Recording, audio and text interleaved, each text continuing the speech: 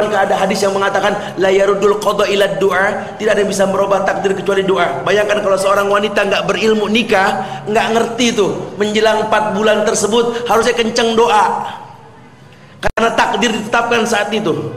Bayangkan. Tapi kalau hamalathu ummuhu kurhan, memang sakit, cuma sakit buat orang beriman nikmat karena ujian. Tapi kalau sakit buat orang yang nggak beriman, yang ada hujatan makian, gerutuan. Bahkan aji mumpung ngidam, kapan lagi minta yang nggak pernah dikunyah di luar ngidam, minta yang enggak, yang ada sumpah serapah seorang suami. Dasarnya anak mungkin kurang ajar, anak lahir kurang ajar. Allah, doa orang tua kepada anaknya. Subhanallah. Ini kan harus ada kerjasama, ya. Hamalathu ummuhu kurhan wa wada'athu kurhan. Menyusuinya pun benci, walaupun mungkin senang dia menyusui. Wa hamlu wa fisalu salasuna sahran. Ketika hamil sakit, kurhan, benci, karih, benci. Ketika melahirkannya, wa wada'athu kurhan, melahirkannya pun sakit, nggak ada lahir yang nggak sakit. Wa fisalu wa hamlu wa fisaluhu, disusuinya, dipisahkannya, salasuna syahron, 30 bulan, hatta idza balagha asyuddah, hingga ketika sampai masa dewasa, wala balagu arba'ina wa balagu arba'ina sanatan, dan menjelang usia 40, wa balagu arba'ina sanatan. Ya, ini ketika menjelang usia 40, sehingga ulama ada yang mengatakan ini doa menjelang 40, wallahu musta'an. Ketika dia berusia menjelang usia 40, orang yang udah mau kepala 4 nih, doa jangan ditinggal baca. Bacanya apa? Rabbi auzi'ni an ashkura ni'mataka allati an'amta alayya. Yakni ada kilas balik.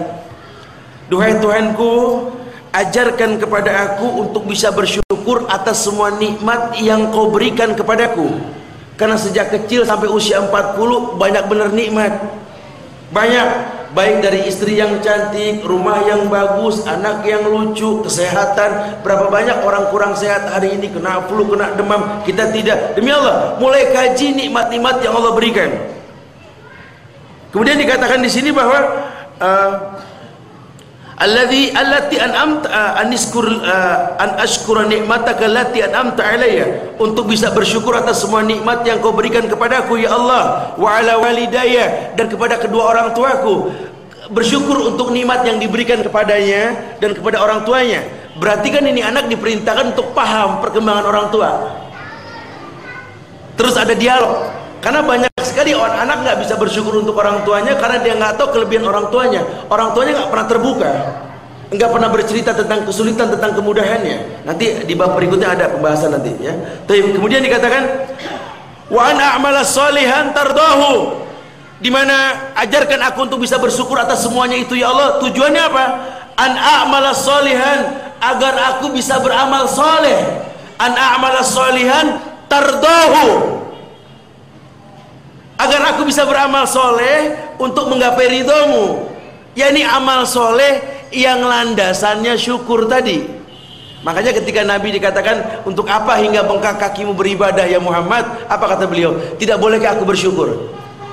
Karena beliau orang yang melihat betapa banyak nikmat yang Allah berikan kepadanya. Lahir di tengah-tengah keluarga yang keras, seorang anak yatim, besar dalam keadaan yatim piatu, kakeknya hilang, tinggal sama pamannya, hujatan makian, persis seekor anak domba di tengah kerumunan serigala. Allah muliakan.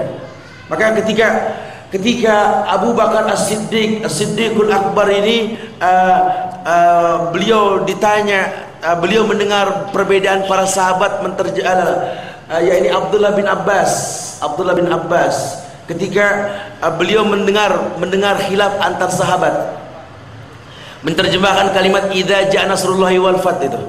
Umar memanggil orang Quraisy, orang Muhajirin, orang Ansar, orang-orang yang dituakan untuk menerjemahkan Ahlul Badar. Mereka semua menerjemahkan fasabbih bihamdi rabbika wastaghfiru innahu kana tawwaba. Ayat ini menjelaskan perintah tasbih sebagai rasa syukur. Apa kata sahabat Abdullah bin Mas'ud ini? Beliau mengatakan bahwa ayat itu turun sebagai tanda hayat Rasulullah sebentar lagi. Kenapa? Karena ada rasa syukur yang dalam pada ayat tersebut. Nabi berkeinginan di hari tuanya, di akhir hayatnya ini, melihat manusia ini berbondong-bondong masuk Islam ke Mekah, Futuh Mekah. Karena satu hal yang tidak mungkin ketika diperintahkan untuk jadi Nabi dan Rasul, hal yang sulit, bukan hal yang mudah. Islam yang teramat sangat karena bantuan Allah. Kam min fi'atin qalilatin ghalabat fi'atan katsira biidznillah. Kelompok kecil mengalahkan kelompok besar demi Allah. Rasa haru Rasul pun ada. Sehingga selalu dia mengatakan, bagaimana tidak bolehkah aku bersyukur kepada Allah karena banyak sekali nikmat yang Allah berikan kepada aku. Masya Allah. Kemudian jelas sekali, wa an a'mala shalihan tardu wa aslih li fi dzurriyyati inni tubtu ilaik. Ya Allah, aslih li fi dzurriyyati. Ya Allah, perbaikilah aku dalam keluargaku ya Allah. Artinya apa? Orang pengen jadi yang terbaik untuk keluarganya. Baik buat orang luar, kalau nggak baik buat keluarga apa artinya? Gitu lah. Sama seperti kesedihan para ustadz, kesedihan para dai ketika dia bisa berdialog dengan orang-orang yang baru paham Islam. Betapa sedihnya hati ini ketika nggak bisa berdialog dengan orang yang mengaku sebagai ulama. Wa iyyadubillah wa na'udzubillah. Subhanallah.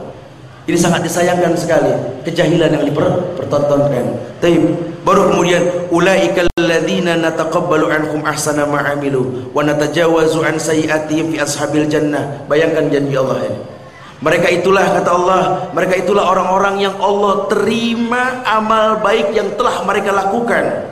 Kemudian Allah mengatakan wa natajawazu an sayyi'atihim fi ashabil jannah, dan Allah akan himpun mereka dengan orang-orang penghuni sorga. Wa'da sidqil ladzi kanu yu'adun, di mana ini merupakan janji yang dijanjikan oleh Allah kepada mereka.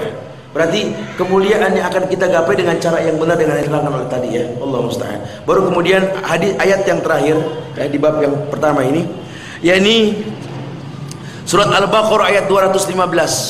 Allah berfirman, yas'alunaka madza yunfiqun qul ma anfaqtum min khairin falil walidaini wal aqrabin wal yatama wal masakin wa ibnis sabil wa ma taf'alu min khairin fa innallaha bihi alim. Ayo, yas'alunaka madza tunfiqun. Ini kita bicara infak, kita bicara nafkah, yakni mereka bertanya kepada Nabi, yas'alunaka madza tunfiqun. Mereka bertanya kepada Muhammad apa yang mereka nafkahkan, karena kita bicara nafkah. Qul ma anfaqtum min khairin, bahwa semua apa saja yang baik yang layak kau jadikan nafkah. Baru dijelaskan di sini, falil walidain, kepada kedua orang tuamu, nafkahi orang tuamu, khususnya orang laki. Maka jangan sampai jadi orang tua nomor 2 dalam kehidupan. Apalagi kalau sampai ada seorang suami pengen ngasih orang tua kandungnya ngumpet dari istrinya. Lagi-lagi jahil murakab, bodoh double gitulah.